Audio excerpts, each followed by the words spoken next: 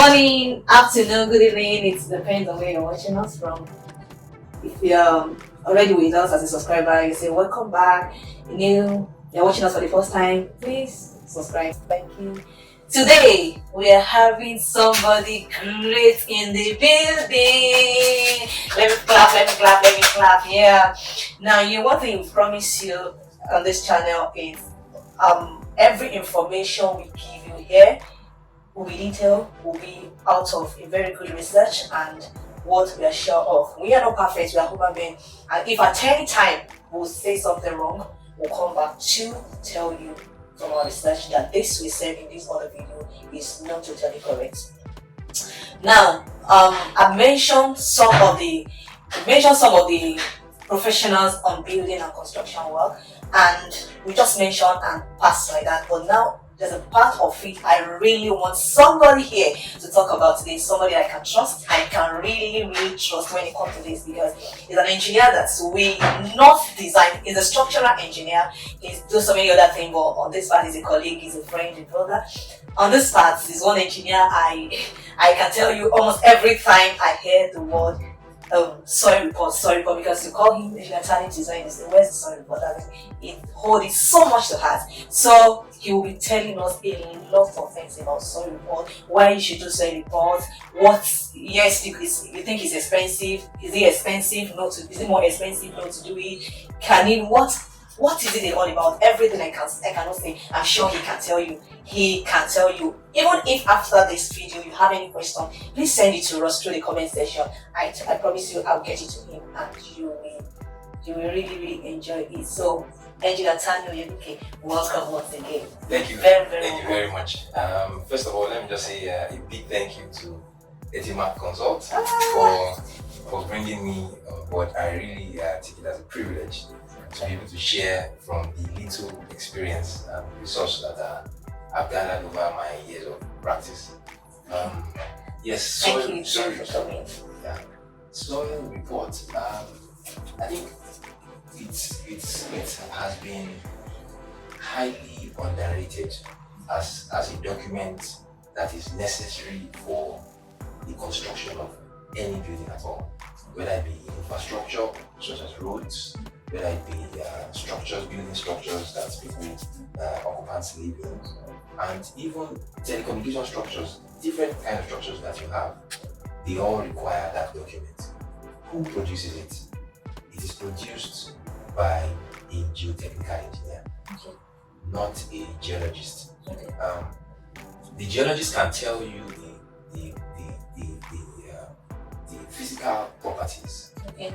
They can tell you chemical properties, but the geotechnical engineer will tell you the structural properties of soil. Okay.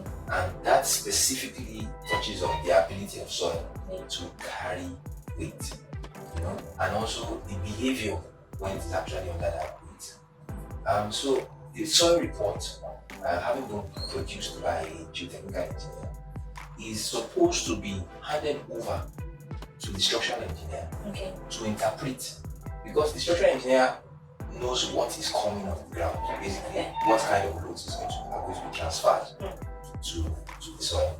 So he's going to interpret the results and say, okay, the geotechnical engineer has done tests, taken samples to the laboratory, and said, okay, the soil strength is this. Yeah.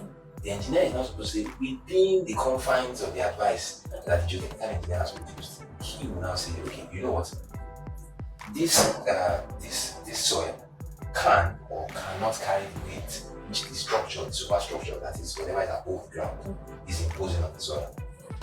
What can be done if it can carry it? What can be done if it cannot carry it? So that's where you now start thinking of the types of foundation.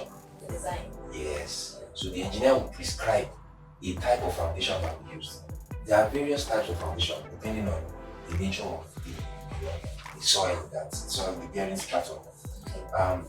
But popularly in this part of the world, yeah, I think we just go straight from bad soil, and the next thing you are hearing the client saying is piling. Yeah. Sometimes it's not all the time that they need to pile. Sure. Sometimes you can actually, in conjunction with geotechnical experts, improve the properties of the soil and make it more stable. and make it able to carry more loads. So in this part of the world, we've not really explored the aspects of soil improvement, but that is one very good and viable option. In many cases, it's actually cheaper. Yeah. But because people are not familiar, yes, so I think once the engineer has been able to prescribe the type of foundation or the type of treatment that should be done to improve the soil's bearing capacity, then you are good to go. But it is a very, very important document. Okay, so you've said so many things, and in fact, I can almost say you've covered you've touched almost every point of the questions here. But I will bring in the question back one after the other so that it can be of benefit to our viewers, especially people that really it's not as if they are in this industry, but at least even if you are not in this, you don't need to be in construction industry because before you own the property or you come across someone or somehow you are in a group of people dealing with the property. Now, people want to start a property like you said. Only few people think of, oh, I've acquired the land. I want to find out the texture or the kind of soil. What they will just say is, oh, I need an architect, I need a structural engineer to design and all that. And I think I mentioned, if I did not, Tani is a current registered engineer.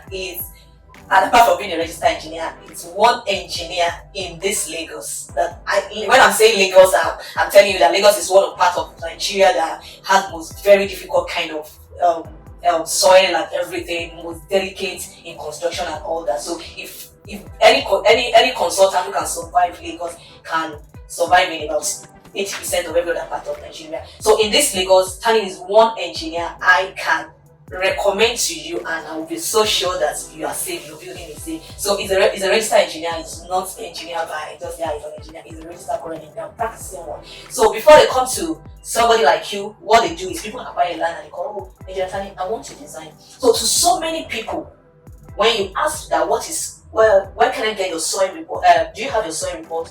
It feels strange. You understand? So what can you say about that? Is it that we don't have enough publicity about it? Is it because government?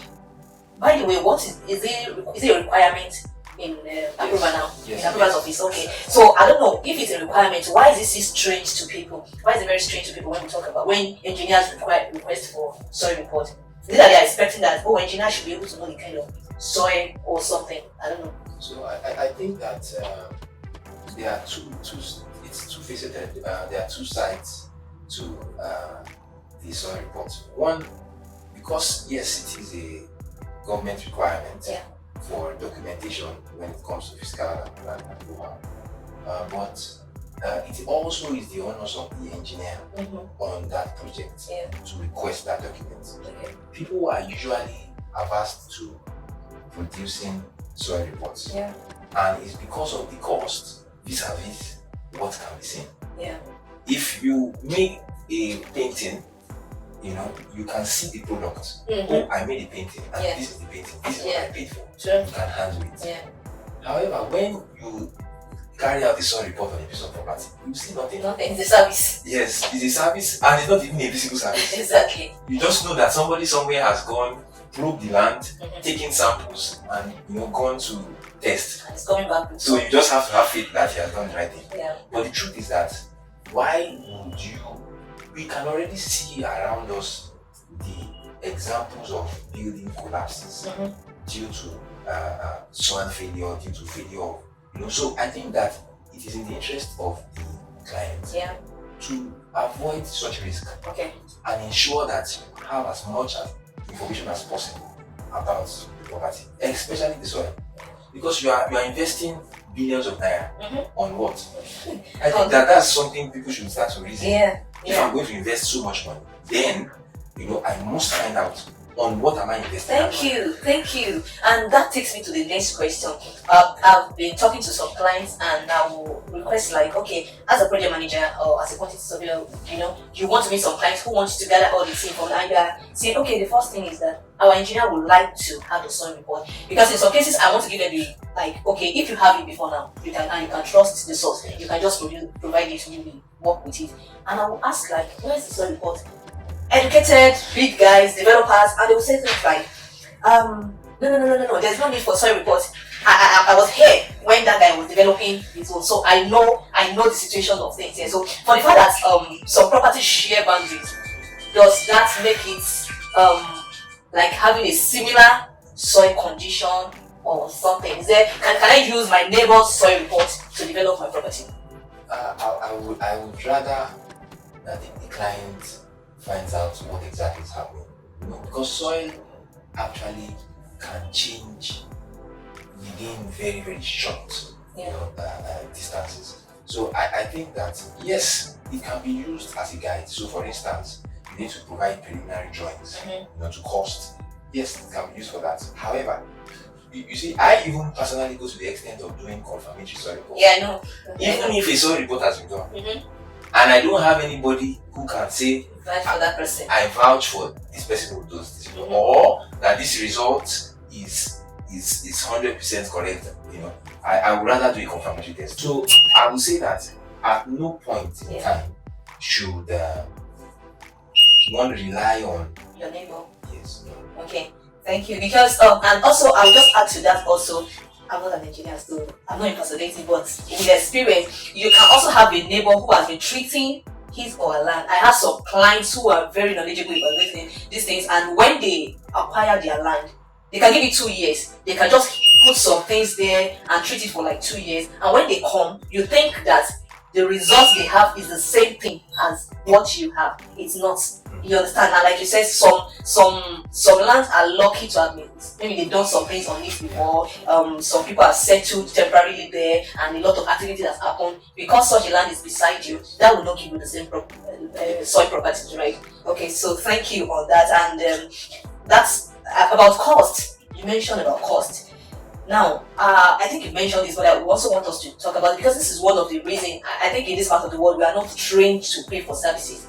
We just feel like if this is not necessary, then it's minus what I want to pay for. So can you just make some emphasis on the risk? Because at the end of the day, does it worth, like is there even a possibility that if you discover the properties of your land, you can even save more?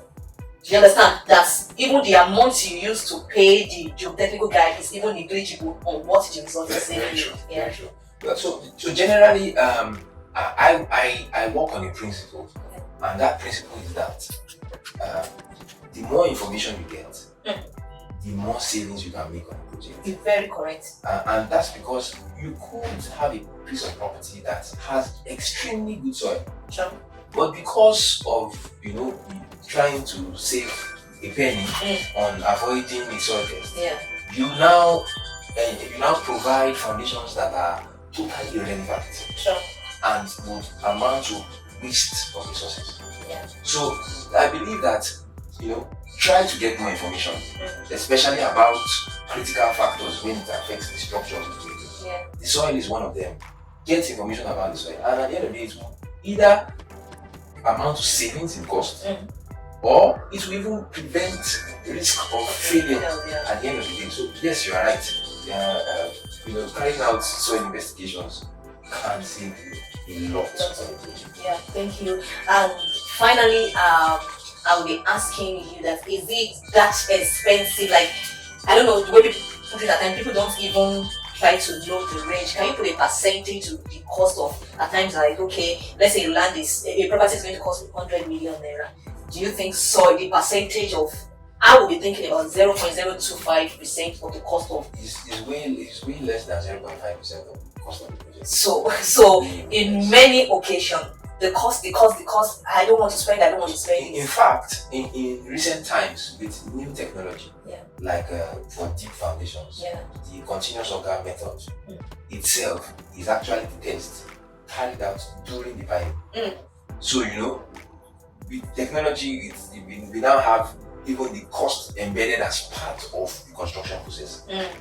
For shallow foundations, of course, it's separate from the cost of the construction. But for new piling technology, you have the cost of testing as part of the construction. So Thank you very much, Tanitoluwa. You know what I would say right away here is that in most cases, it's actually not about the cost, it's about the knowledge. And that's the knowledge we are giving you for free. It's not about the cost, it's about you knowing that it's a requirement, it's a prerequisite, it's very, very important.